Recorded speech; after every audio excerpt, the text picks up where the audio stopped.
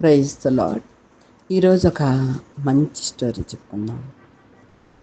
దేవుడు దేవదూతల్ని ఉదయాన్నే పంపిస్తాడంట. తెల్లవారుజామున 3కి దేవదూతల్ని 2 గ్రూపులుగా పంపిస్తున్నాడంట. అయితే ఒక గ్రూపు ఏమో ఆయనకి కృతజ్ఞతాస్తుతులు చెల్లిస్తుంటే అవన్నీ ఒక బుట్టల్లో వేసుకొని దేవుని సన్నిధికి పట్టుకెళ్తాకి ఆ గ్రూప్ వాళ్ళంతా ఎవరు దేవుణ్ణి స్తుతిస్తున్నారో వాళ్ళ దగ్గరికి వెళ్ళి ఆ స్తుతి అర్పణంతా బొట్లో వేసుకొని దేవుని సన్నిధికి పట్టుకెళ్తున్నారంట. ఇంకో గ్రూప్ దేవదూతలు విన్నపాలు చెల్లిస్తూ ఉంటారు కదా, మాకు అది కావాలి, ఇది కావాలి, ఇది కావాలి, అది కావాలని వాళ్ళంతా అవి బొట్లో వేసుకొని పట్టుకెళ్తున్నారంట.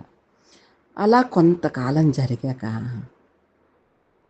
ఈ కృతజ్ఞతలు చెల్లించే బుట్టలోని తక్కువైపోయినాయి అంట. ఈ అడిగేవన్నీ ఎక్కువైపోయినాయి అంట. దేవుడు గమనిస్తూ ఉన్నాడంట. ప్రజలకి ఇంత సేవ చేస్తున్నాం కదా, ఏది అడిగితే అది ఇస్తున్నాను కదా, ఎందుకని కృతజ్ఞతలు తగ్గిపోయి అడగటమే మొదలుపెట్టారు అని. అయితే ఒకరోజు ఇంకా దేవదూతలు రాలేదంట. ఏంటి ఇంకా రాలేదు అంటే, అయ్యా వాళ్ళ బుట్టలు నిండిపోయినాయి అయ్యా, ఇంకా వాళ్ళ కోరికలు ఆగట్లేదయ్యా, మరి మేము కూడా వెళ్ళమంటారా అని దేవుణ్ణి దేవదూతలు అడిగాయంట. అవునంట. సరే వెళ్ళిరండి అంటే ఈ కృతజ్ఞత బుట్టలన్నీ వదిలేసి ఖాళీ బుట్టలు తీసుకొని మళ్ళీ వెళ్ళారంట. వెళ్తే ఇంకా వాళ్ళ బుట్టలు కూడా నిండుతున్నాయంట కోరికల వలయాల్లో. దేవుడు ఆశ్చర్యపోతున్నాడంట. మనుషులకి ఎంత మేలు చేసి ఉంటానో కదా, ఇంకా ఇంకా కోరికలు కోరుతూనే ఉన్నారే, వాళ్ళు అడగకపోయినా నేను ఇస్తూనే ఉన్నాను కదా అని దేవుడు ఆశ్చర్యపోతున్నాడంట. అప్పుడు దేవదూతలు వచ్చి చెప్పారంట, అయ్యా మీరు ఇస్తూ ఉంటే వాళ్ళు తీసుకుంటూనే ఉంటారు, ఒక్కొక్కరికి ఒక్కో పరీక్ష పెట్టండి అయ్యా, ఆ పరీక్షలో నెగ్గిన వారికి ఇస్తానని చెప్పండి, ఓడిపోయిన వారికి ఇవ్వనని చెప్పండి అని. అప్పుడు దేవుడు తలాంతులు తీసుకొని వచ్చాడంట. ఒకరికి 5 తలాంతులు, ఒకరికి 2 తలాంతులు, ఒక తలాంతు అలా తీసుకొని ఇచ్చాడంట. ఇస్తే 5 తలాంతులు ఉన్న వాళ్ళందరూ 10 తలాంతులు చేసి డబ్బున్నవారు అయిపోయారు. 2 తలాంతులు ఇచ్చిన వారందరూ డబ్బలు చేసుకొని మధ్య తరగతి వారు అయిపోయారు. ఒక్క తలాంతు ఇచ్చిన వారందరూ గోతులో కప్పెట్టి పేదవారు అడుక్కుండేవారుగా మారిపోయారు. భూమి మీద అడుక్కుండే వారికి చాలా ధనం ఉంటుంది. ఎలా అంటే అందరూ దానం చేస్తారు కాబట్టి. కానీ పరలోకాన్న వాళ్ళకి శిక్ష పడుద్ది. ఎందుకంటే దేవుడిచ్చింది ఉపయోగించుకోకుండా మనుషుల మీద పడి తింటున్నారని. ఇది నేను చెప్పేదేం కాదు, జరిగే వాస్తవం. ఇంకా మధ్య తరగతి వారు కాళ్ళు ఈడ్చుకుంటూ పని చేస్తూనే ఉంటారు. ఎంత పని చేయాలంటే రోజుకి దేవుడు 24 గంటలు ఇస్తే 14 గంటలు పని చేయాలి. ఆ లిస్టులో నేను కూడా ఉన్నాను అనుకోండి. ఆ 14 గంటలు కష్టపడినా సరే ఈరోజు అయిపోతుంది, రేపటిది రేపు అయిపోతుంది. సంతోషాలు తక్కువ, బాధలు ఎక్కువ, అయినా సరే దేవునితో ఉంటాం. ఇంకా డబ్బున్న వాళ్ళు 5 తలాంతులకు 5 తలాంతులు ఇచ్చాడు కదా, చేసుకున్నారు కదా, ఏక ధనవంతులు అయిపోతున్నారంట. ఈ ధనవంతులు అయిపోవటంలోనే దేవుణ్ణి మర్చిపోతున్నారంట. అస్సలు ఎంత కావాలంటే అంత సంపాదించేస్తున్నారంట, కానీ దేవుణ్ణి మర్చిపోతున్నారంట. కృతజ్ఞతలు చెల్లించేవారంట ఒకప్పుడు. ఇప్పుడు వాళ్ళు కూడా కృతజ్ఞతలు మానేసి బిల్డింగులు ఆస్తులు సంపాదించేస్తున్నారంట. ఎలాగా? లాస్ ఏంజల్స్ లాగా. లాస్ ఏంజల్స్లో ఏం జరిగిందో చూశారు కదా. అక్కడ ఒక్క దైవ సేవకుడి ఇల్లు తప్ప కనుమ ఇల్లులన్నీ అగ్నికి ఆహుతైపోయినాయి. ఎలా? ప్రపంచంలో డబ్బున్న వాళ్ళంతా అక్కడే ఉన్నారట. అంటే చూడండి, అతి ఆస్తిమంతులు అక్కడ ఉన్నారంట. అంటే ఎంత సంపన్న రాష్ట్రమో అమెరికాలో, అది లాస్ ఏంజల్స్ అంటే ఇక్కడ మనం తెలుసుకోవాల్సింది ఏంటంటే దేవునికి చెల్లించాల్సినవి చెల్లించేయాలి. ఎలా? కృతజ్ఞతలు. ఆయన ఏమీ ఆశించట్లా నిన్ను. ఉదయాన్నే లేచి అయ్యా దేవుణ్ణి స్తుతించుచు స్తోత్రార్పణ చెల్లిస్తూ ఆయనకి కృతజ్ఞతాస్థుతులు చెల్లిస్తే చాలు కదా. ఆయన ఇంకేమీ ఆశించట్లా. నేను ఇలా ఉన్నానంటే నీ దయ్యా కదయ్యా, నేను ఇలా నడుస్తున్నాను, ఇలా తిరుగుతున్నాను అంటే, ఇదిగో ఈ భూమి మీద ఇలా ఉన్నాను అంటే నీ దయ్య కదయ్యా అని కృతజ్ఞతలు చెల్లిస్తే, ఎప్పుడైతే దేవుని రాకడ రావాలి అంటే కృతజ్ఞతలు బుట్టలు నిండాలి. కృతజ్ఞతల బుట్టలు ఎప్పుడైతే నిండుతాయో దేవుని రాకడ వెంటనే వచ్చేస్తుంది. ఎందుకంటే దేవుడు సంతోషపడిపోతాడు, ఆ కృతజ్ఞతలకి సంతోషపడిపోతాడు. ఇప్పుడు అన్నీ అడుక్కోవటమే మొదలుపెట్టాం కదా, నాకు అది కావాలి, నాకు ఇది కావాలి, నాకు ఇది కావాలి. ఎంత ఇచ్చినా దేవుడు అసలు అడగకముందే కొన్ని ఇచ్చేస్తున్నాడు. అడిగాక కొంచెం టైం పెట్టి ఒక శోధన వచ్చకిస్తే సంతోషపడతారేమోనని దేవుడు ఇస్తుంటే, అబ్బే అడగంగానే కావాలనుకుంటున్నారు జనాలు. మనం ఇప్పుడు ఒక ఊరు వెళ్ళాలి, ఒక దేశం వెళ్ళాలి, వీసా పెట్టుకోవాలి, పాస్పోర్ట్ పెట్టుకోవాలి.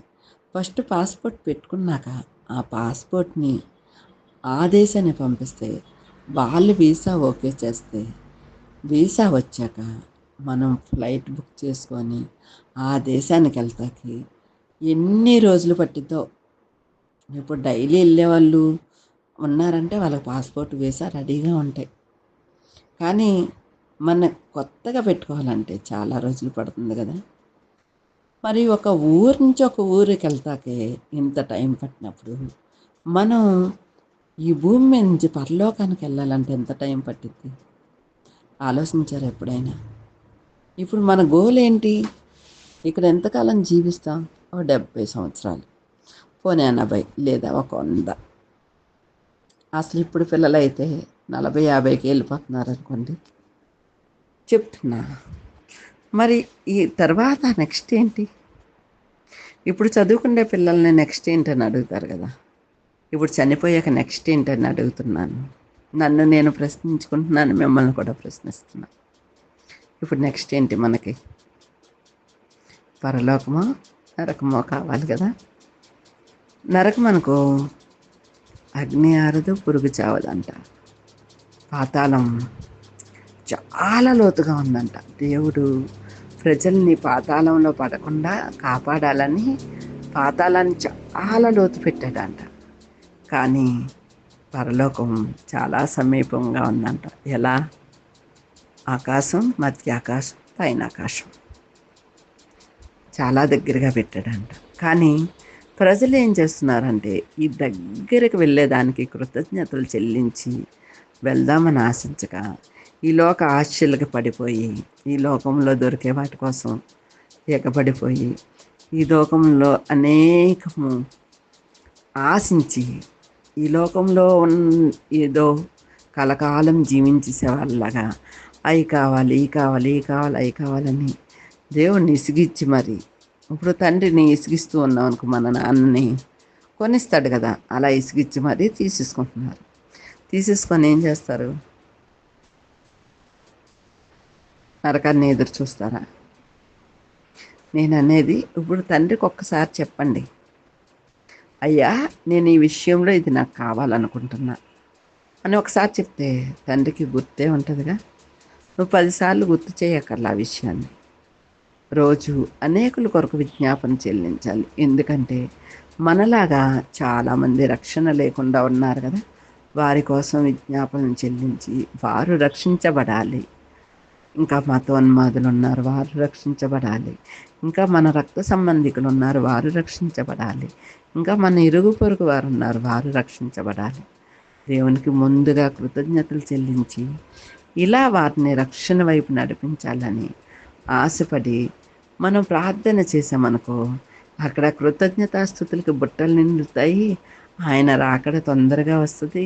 మనం ఉండగానే ఎత్తబడుతున్నామో లేదో మనకి తెలుస్తుంది. మన అపరాధములు ఏంటో మనకి ఎమ్మటే తీర్పు తెలుస్తుంది కదా. ఆలోచించండి ఫ్రెండ్స్. నేను ఇలా ఎందుకు చెప్తున్నానో నాకైతే తెలియదు, కానీ నా మనసుకు అనిపిస్తుంది దేవుని రాకడ కోసం నేను వెయిట్ చేస్తున్నాను. వెయిట్ చేసేటప్పుడు ఆయనకి కృతజ్ఞతాస్తుతులు చెల్లిస్తుందా ప్రతి విషయంలో. పోయిందా, పోనీ తండ్రి, నువ్వు వచ్చినప్పుడే తీసుకుంటాను. వచ్చిందా, వచ్చినందుకు స్తోత్రాలయ్యా. ఓకే, ఈరోజు బాగానే ఉంది తండ్రి, రేపటి సంగతి నీదే అని మనం టేక్ ఇట్ ఈజీగా తీసుకోవాలి. నాకు అదే కావాలి, నాకు అదే కావాలని దేవుణ్ణి పదే పదే అడగొద్దు. కొందరైతే కన్నీళ్ళు పెట్టి పెట్టి పెట్టి పెట్టి బుడ్డెలాక నిండిపోతున్నాయి కన్నీళ్ళతో. కానీ ఆ పని అవ్వట్లేదంటే నువ్వు అడిగే విధానం దేవుడికి నచ్చట్లేదేమో, లేదా ఆయనకి నచ్చిన ఇంకొంచెం పరీక్ష పెడుతున్నారేమో, ఇంకా ఏదో లోపం ఉందేమో మనలో. మనం ఏడుస్తున్నాం కదా. అప్పుడప్పుడు ఉపవసించి ప్రార్థన చేసినప్పుడు అన్నీ పొందుకుంటాం మనం. ఎందుకో తెలుసా, ఒక్కరోజు ఉపవాసం ఆయనకి ఎంతో ప్రీతికరంగా ఉందంట. అదే ఉపవాసం అంటే ఎవరికో చెప్పుకోవాలని కాదు, ఏదో చెందాలని కాదు. ఫలానా విషయంగా మేము ఉపవసించి ప్రార్థన చేస్తున్నామయ్యా, ఆ పనులన్నీ సకాలంలో పూర్తి చేయ్యా అని మనం ప్రార్థన చేస్తే దేవుడు ఖచ్చితంగా ఆలకిస్తాడు. ఇప్పుడు ప్రజలు ఏమనుకుంటున్నారంటే, ఈ ప్రార్థనకి వెళ్ళే వాళ్ళు రోజు ప్రార్థనకి వెళ్ళిపోతారు. సపోజ్ నన్నే, నాదో షాప్ అనుకోండి, నన్నే అంటారు, అసలు వ్యాపారం వదిలేసి పద్దాకా చర్చికి వెళ్ళిపోతావు ఎందుకని అని. వాళ్ళకి ఆ వాల్యూ తెలియదు. నేనేం చెప్తానంటే, దేవుడు ముందు, తర్వాతే వ్యాపారం. ఆయన ఇచ్చిన వ్యాపారమే కదా.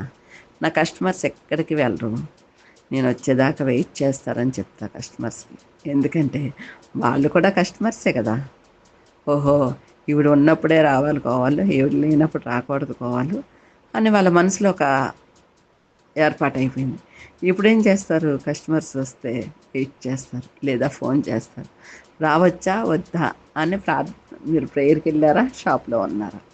వెళ్తే ప్రేయర్కి, లేకపోతే ఇంటికాడ, లేకపోతే షాప్లో. ఈ మూడు తప్ప నేను ఎక్కడికి వెళ్ళను. సర్వసాధారణంగా ఎక్కడికన్నా వెళ్తే కస్టమర్కి ముందే చెప్తారు 2 రోజులు నేను షాప్ కట్టేస్తున్నానని. ఎందుకంటే మనం ఇలా ఉంటే దేవునికి కూడా ప్రీతికరంగా ఉంటామేమో. చిన్న ఆశ, ఏమో మనలో ఎన్ని లోపాలు ఉన్నాయో రేపు ఆయన తూకంలో పెడతారో లేదో తెలియదు. చాలాసార్లు బైబిల్ చదివేటప్పుడు అనిపిస్తుంది, రక్షణ పొందిన వారికి తూకం ఉండదని. కానీ ఎందుకు ఉండదు, ఉంటుందేమో. అప్పుడు పితరులు రాసినప్పుడు అప్పుడు లేదేమో, మనకుంటుందేమో కదా. బైబిల్లో రాసే అన్నీ మనకోసమే కదా, మనం నేర్చుకోవటానికే కదా. చాలామంది నేర్చుకుంటూ ఉంటారు, నేర్పిస్తూ ఉంటారు, కానీ వాళ్ళు పాటించరు. ఆ పాటించక చాలా సమస్యల్లో పడిపోతారు. మొన్న ఒకరు నా దగ్గరికి చందాకు వచ్చారు, చర్చి కడుతున్నామండి, చందా కావాలని. నిజం చెప్పాలంటే దేవుని బిడ్డలు ఎక్కడా చందాలు ఎత్తకూడదు. అన్యుల చందాలు ఎత్తడానికి, దేవుడి బిడ్డలు ప్రార్థన ద్వారా అన్నీ పొందుకోవచ్చు. ప్రార్థనే బలం, ప్రార్థనే శక్తి, ప్రార్థనే అన్నిటికీ మూల కారణం. మనకి ఏది కావాలన్నా అది ప్రార్థన చేసి అడిగి పొందుకోవాలి. ఎవ్వరి ఎదుట క్రిస్టియన్ అనేవాళ్ళు చేయి చాపకూడదు. ఒక అప్పుకి వెళ్తున్నారు, అది అవసరం, ఇంటి అవసరం, తప్పదు కాబట్టి అప్పుకి వెళ్తున్నారు. అలాగే న్యాయంగా అప్పు తీర్చాలి.